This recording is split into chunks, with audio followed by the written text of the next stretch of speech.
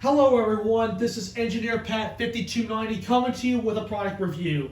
Today we're going to be reviewing and running the Lionel GP9 decorated for the Milwalkee Road with Trainmaster Command Control and rail sounds by Lionel. Before we talk about Lionel's rendition of the GP9, let's talk a little history about the GP9. The GP9 was a 4-axle diesel electric locomotive that was produced by EMD between January of 1954 to August of 1963.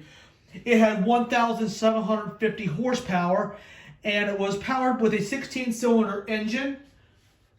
This was one of EMD's most popular locomotives with over 4,000 examples produced. And it was bought by many railroads that we all know. The Atchison, Topeka, and Santa Fe, the Baltimore, Ohio, the Central Railroad of New Jersey, the Milwalkee Road as we have here, the Chicago, Burlington, and Quincy, or the CB&Q, the Grand Trunk Western, the Norfolk and Western, the Southern Railway, the Central of Georgia Railway, and so many more. Some of these locomotives were rebuilt in later years, known as GP9M. They just put the chop nose instead of the high hood as we have on this one. And some of them were made to GP7Us or GP7 or GP9 upgrades. Many of them are still in service today on tourist railroads and also museums. And Canadian National still uses GP9s on daily service. So there are still some floating around, but not as many as some would think. Lots have been preserved in museums. There's several Norfolk and Western GP9s that are preserved, and one of them is 620, which is decorated in the as-delivered black and is on display and is an operational unit at the North Carolina Transportation Museum. And that has a beautiful RS5T on it. So the GP9 is a very well-known diesel electric locomotive that EMD produced, and many of them are still seen today after years and years of service. Those locomotives can tell a real story. Milwalkee Road ordered 128 of these examples, and they were in the 200 series, 280 through 331 and 2368 through 2443. And they were renumbered, that series was renumbered to 200 through 279. I don't know where the 2338 fell into the series, but this is a locomotive that Milwaukie is famous for besides the Hiawatha. Now, they also had GP9s and GP35s, and they also had electric locomotives as well. And the Milwalkee Road was a very interesting railroad. So, enough history on the GP9 itself. Let's talk about Lionel's rendition of this specific locomotive. This locomotive was in fact produced in the mid-90s. This engine is actually older than me. I will be 25 years old in May. This engine was built in 1995, 1996, somewhere along in there. And this engine I have actually seen since I was a baby. My dad bought this many years ago. It was in storage for 10 years because of a short, and we just didn't know how to approach fixing it. So I finally was able to get a hold of someone that was actually able to fix it for me, which I was very pleased with. So let's go ahead and talk about the rendition of this. For a 1990s engine, it's actually very well detailed. As you can see, it has a plastic body with a stamped steel frame and the crisp Milwalkee Road logo on there, stamped on the side. As you notice, the handrails are nicely done. All of this is just stamped metal. And you can even see up on the tread, right there, right on the walkway, that is actually safety tread used in the mid-90s, which I was really impressed with. And it's very, very neat. And I will shine a light on there where you can take a look at it a little bit close. This is actually, all of this right here, stamped metal. And the front is nicely done with some separately applied grab irons up there. And as you can see, there are some steps right here. And you're probably wondering what those are. Those are actually called suicide steps. Suicide steps were outlawed in the United States in the 1970s. This is where the brakeman or conductor used to stand and direct the shove. And if you fell off these steps, you would literally be run over by the train. And that's why they're called suicide steps. These were outlawed in the 1970s to prevent disasters like that from happening. So, and of course, we all know the current rules with it, where they're standing on the side and directing the shove. So, definitely a little point out. And it's built almost to the right specs. And as we come on down the side, as you can see, I will actually move the camera a little bit. These trucks are really nicely done here. And there's lots of detail going on. And this is all just stamped into the metal. You have the actual wheels that are down there. You've got all these details. You've got the little brake shoes. You've got the brake zones that have been separately applied onto the metal. And all of these little rivets ground into the metal, which looks really nice. And I will turn it to the fuel tank. The fuel tank is awesome as well, with these big old chambers right there with a big fuel tank. Oh yeah, this baby looks good. And the side of the truck is identical to the first one. And this unit only has one motor to power it. Has one set of motorized trucks. And as we come to the top, as you can see, we have some fans that are just molded into the plastic. We even have an operating light that's on top, which is really nice. It has directional light and a separately applied horn on the engineer and conductor side. On the side of the engine, we have lots of details molded into the plastic, especially where the engine room is.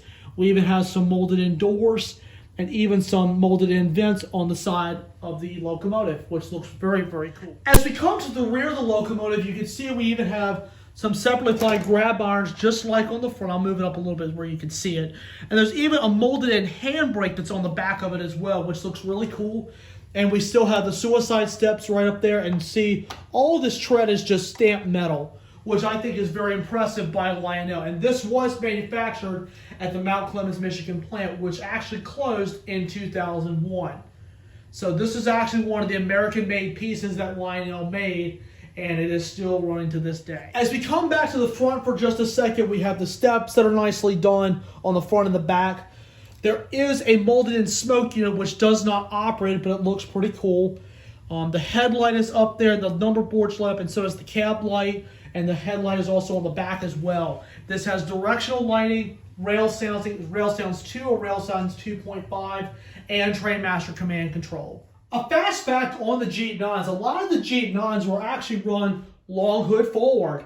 That was a Southern and NW practice for the most part, but like the Milwalkee Road, the Pennsylvania, and many of the other railroads practice this. So if you want to run these babies long hood forward, it's highly recommended. I've run it cab forward sometimes. I've run it long hood forward sometimes. So either way you do it, it looks pretty cool anyway. So that's just a pretty cool fun fact right there. All right, guys, the last thing we will do before we start this thing up is BFOTE, best feature of the engine. I have to say the rail sounds in this is awesome. The startup and shutdown sequence are awesome. And the horn and the bell bring back so many memories for me. And I can just remember hearing this in the evening before I go to bed when it was blowing the horn, ringing the bell. And just, it's awesome. The lighting is awesome, especially in a night setting. With the top light blinking and the headlights, it really adds a lot of action to it. So the BFOTE for this one are the sounds, the startup and shutdown sequence, horn, bell, whole 9 yards, and even the lighting. So BFOTE is a pretty big one this time. All right, guys, we're getting ready to fire up the 2338 and let it run around the layout for a few minutes. I'm going to tell you this now. This is the sound I always liked as a kid, listening to this engine fire up, and it just seemed like you were right there beside the engine trackside. This is one of my first diesel I ever played with was this one right here. And just listening to the sounds, the horn, the bell, you name it, it seems like you're right there. So I have a Milwalkee Road boxcar and the first responders caboose, and we got a lot of the rolling stock, even a few rebuilds in there. So I will go ahead and put some power to the track and we're going to have some fun. All right, here we go.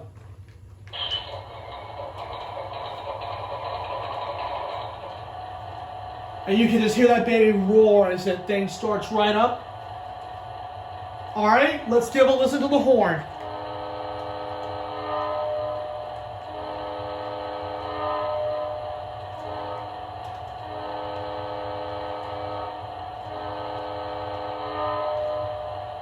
And here's the bell.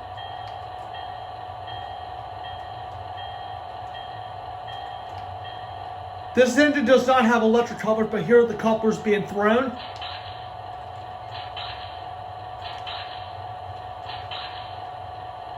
It also has a shutdown sequence as well, which we will do later. So we're going to fire this baby up. We're going to take it for a spin.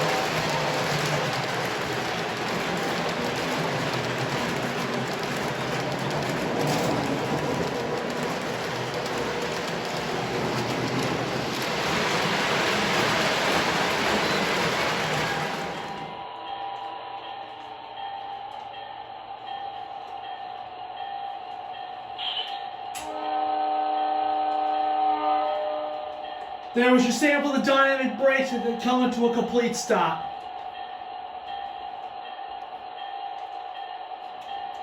Well guys, I hope you all enjoyed the product review of this unit, and I hope to see you guys soon. We will be running this long hood forward really soon. So remember, smash the like button, drop a comment down below, subscribe, tap the notification bell to get all the latest updates, and I'll see y'all soon. Take care y'all, may God bless, and once again, let's listen to that great horn.